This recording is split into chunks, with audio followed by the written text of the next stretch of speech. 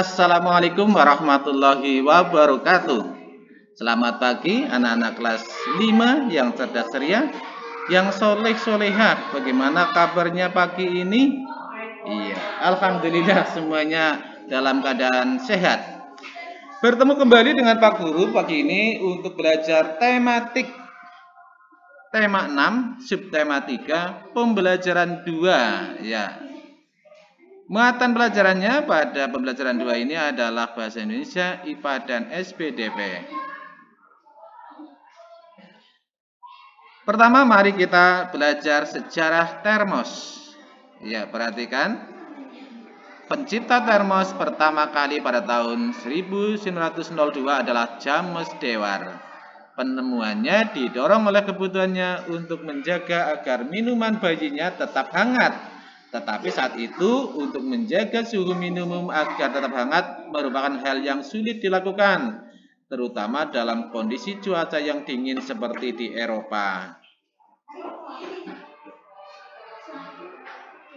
Karena kebutuhan inilah James Dewar menemukan cara membuat botol hampa udara. Ya, James Dewar mengetahui bahwa ruang hampa udara itu adalah tidak dapat mengantarkan panas atau penyekat panas. Maka James Dewar membuat botol hampa udara. Botol hampa udara itulah yang kemudian menjadi cikal bakal lahirnya termos. Botol hampa udara buatan James Dewar dan penutup bol buatan mertuanya sampai sekarang dapat dilihat di Museum Ilmu Pengetahuan di London, Inggris ya. Berdasarkan bacaan di atas, tulislah hal-hal penting yang ada pada setiap paragrafnya. Iya, mudah sekali ya. Paragraf pertama, setiap keluarga memiliki termos ya. Termos adalah benda berbentuk tabung yang memiliki dinding berlapis perak. Pencipta termos pertama kali tahun 1902 adalah James Dewar. Penemuannya didorong oleh kebutuhan agar minuman bayinya tetap hangat. Ya. Bacalah bacaan berikut ini: benda konduktor, penggunaan benda konduktor dan isolator. Kamu sudah tahu bahwa panas dapat berpindah dari tempat yang satu ke tempat yang lain dengan 3 cara, yaitu konduksi, konveksi, dan radiasi. Ingat kembali apa yang dimaksud dengan konduksi, konveksi, dan radiasi. Pikirkan bersama dalam kelompok kecil. Barang-barang dalam kehidupan sehari-hari banyak memanfaatkan sifat benda sebagai konduktor dan isolator. Benda apakah itu? Selimut dan panci merupakan benda yang memanfaatkan sifat ini. Selimut memerangkap udara. Udara adalah isolator, sehingga tidak dapat mengantarkan panas yang keluar dari dalam tubuhmu. Ya, pada musim dingin kita pakai selimut, badan kita mengeluarkan panas karena badan kita hangat, di luar dingin, maka akan panas dari tubuh kita akan pindah ke tempat yang dingin. Tapi di selimut ya, pakai selimut sehingga panasnya terperangkap di dalam selimut ya. Selimut yang tebal itu akan menyekat panas sehingga tidak dapat keluar. Sehingga pada musim dingin kita tetap hangat sebenarnya dari badan kita sendiri. Terbuat dari apakah panci? Panci terbuat dari bahan logam, misalnya aluminium. Aluminium merupakan pengantar panas yang baik. Panci akan mengantarkan panas ke makanan yang ada di dalamnya yang sedang dimasak. Pegangan panci terbuat dari plastik keras ya biasanya. Plastik merupakan isolator sehingga kamu tidak akan kepanasan ketika memegangnya. Selanjutnya, mesin mobil dan motor juga terbuat dari bahan yang dapat mengantarkan panas. Mesin memerlukan panas untuk memperoleh kinerja mesin yang baik, yang ideal. Karena itu mesin dibuat dari bahan konduktor sebagai penghantar panas. Dari uraian di atas, kamu sudah tahu mana bahan bersifat konduktor dan isolator.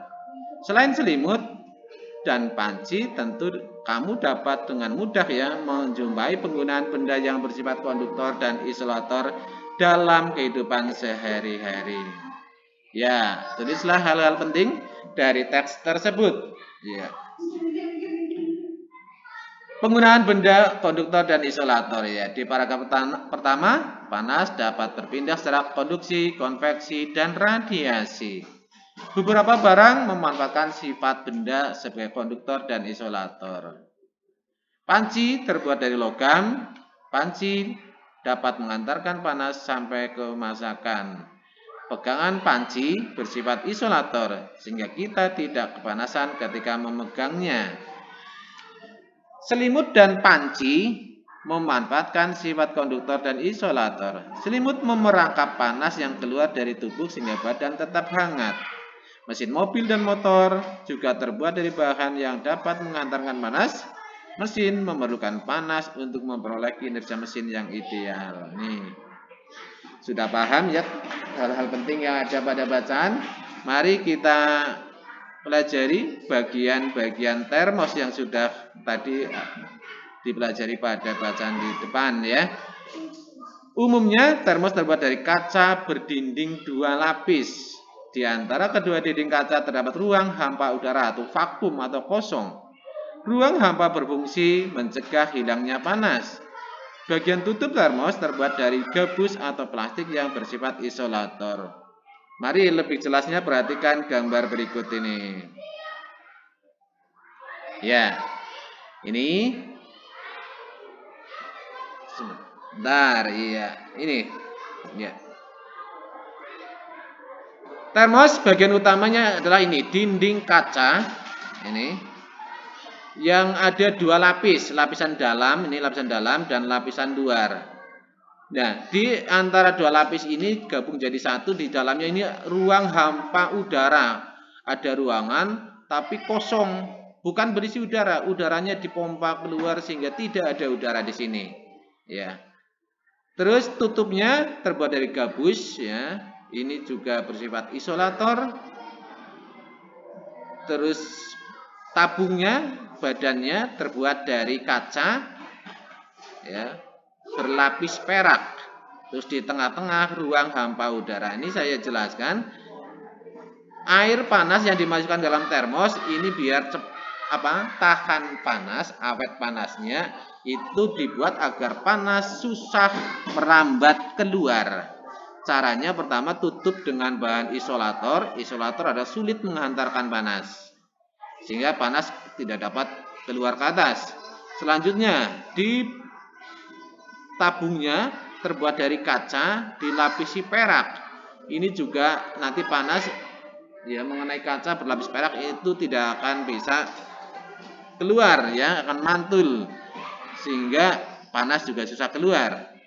Selain itu, di belakang kaca ini ada ruangan hampa udara sehingga juga panas dari air di dalam termos tidak dapat merambat keluar. Ini lebih jelasnya, perhatikan, tutup termos terbuat dari bahan isolator seperti gabus untuk mencegah perpindahan panas secara konduksi. Bagian dalam kaca dibuat mengkilap agar kalor dari air panas tidak terserap pada dinding kaca. Terakhir, ruang hampa udara di antara bagian dalam dan luar tabung kaca berfungsi untuk mencegah perpindahan panas secara konveksi. Ya, apakah fungsi termos? Termos digunakan untuk menyimpan air panas agar tetap awet panasnya. 2 gambarlah, ya bisa ya. Yang ketiga, apa saja bahan yang digunakan untuk membuat termos? Pada zaman dulu masih menggunakan yang sederhana ya. Ada botol hampa udara, ya, merupakan wadah dari kaca, dindingnya ganda atau double dengan ruangan di antara dindingnya dikosongkan ditutup rapat. Apa saja benda di sekitarmu yang menggunakan prinsip hampir sama dengan termos untuk menghalangi panas berpindah? Ya, ada jaket dan selimut ya. Kita pakai jaket, kita pakai selimut maksudnya agar panas dari tubuh kita susah keluar dari tubuh kita ya, sehingga badan kita tetap hangat. Penggunaan benda-benda konduktor dan isolator dalam kehidupan sehari-hari yang banyak adalah pada alat-alat masak ya. Ini pemanasnya, pancinya, teflonnya, konduktor, pegangannya agar kita megang tidak panas menggunakan bahan karet biasanya isolator. Ya. Benda-benda yang lain yang menggunakan konduktor isolator, ini contohnya di sini ada setrika, tadi sudah dijelaskan. Ini rata-rata menggunakan benda konduktor ya sebagai pemanasnya, tapi pegangannya bahan-bahan yang isolator yang sulit menghantarkan panas. Demikian juga pada selimut dan jaket, ini isolator, hanya isolator ya, bahannya dari jaketnya dan selimutnya. Itu nanti akan susah menghantarkan panas, sehingga panas tubuh kita tetap terjaga. Ya. Perhatikan gambar beberapa anak yang sedang membaca buku ya. Ini beberapa anak lagi belajar atau membaca buku. Ya, Lani, apakah buku yang kamu baca? Ya. Ya, buku ini bagus sekali. Aku sudah tertarik saat melihat gambar sampul buku ini. Baru melihat sampulnya saja sudah menarik ya, karena gambarnya menarik ya. Gambar cerita adalah gambar yang menceritakan suatu adegan atau peristiwa. Fungsi gambar cerita: A. Memperjelas alur atau isi cerita. B. Memperjelas isi pesan dalam promosi suatu barang. C. Menarik perhatian. D. Menambah nilai artistik atau keindahan. E. Sarana untuk mengungkapkan perasaan penggambarnya. Contohnya pada cover ya. Pada cover buku itu, dengan melihat covernya yang bagus, kita akan tertarik untuk membaca bukunya.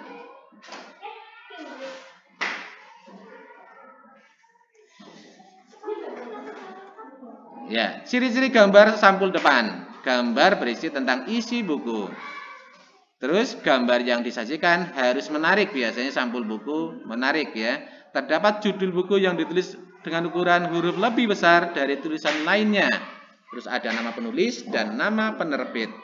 Terakhir, warna yang digunakan biasanya menarik perhatian pembaca. Ini gambar pada buku atau cover. Ini termasuk gambar yang dapat menceritakan isi bukunya, termasuk gambar bercerita ya. Sehingga dengan melihat covernya kita jadi tertarik ingin membaca bukunya. Ini beberapa sudah kita pelajari. Pembelajaran 2 tema 6 subtema 3 sudah selesai. Terima kasih atas perhatiannya ya. Teruslah belajar, teruslah berkarya, manjada wajada. Barang siapa yang bersungguh-sungguh pasti akan berhasil. Ya, Pak Guru selalu mendoakan kalian agar semuanya kelak menjadi anak-anak yang soleh-soleha dan menjadi orang-orang